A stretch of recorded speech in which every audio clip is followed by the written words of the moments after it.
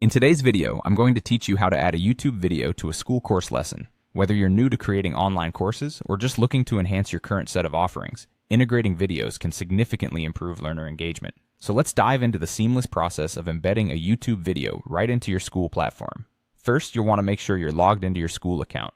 Once you've entered, navigate to the community that you manage.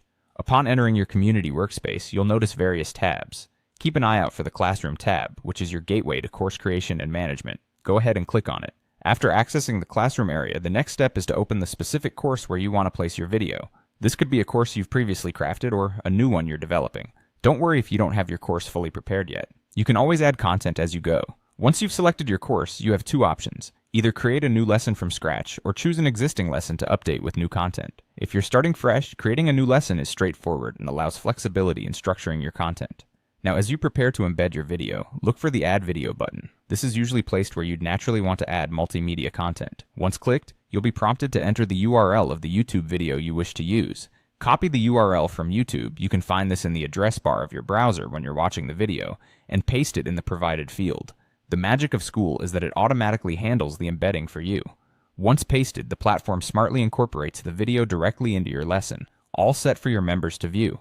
You don't need to worry about adjusting the size or formatting issues. Skool takes care of that, ensuring a professional look. Having your video embedded is great, but consider making the lesson more comprehensive by adding supplemental text, notes, or even some downloadable resources. These elements can provide additional context and learning materials that enhance the education experience for your course attendees. Finally, don't forget to save your progress. After you have everything aligned the way you want, hit Save and Publish. This crucial step ensures that your lesson, now with the new video content, is visible and accessible to your community members.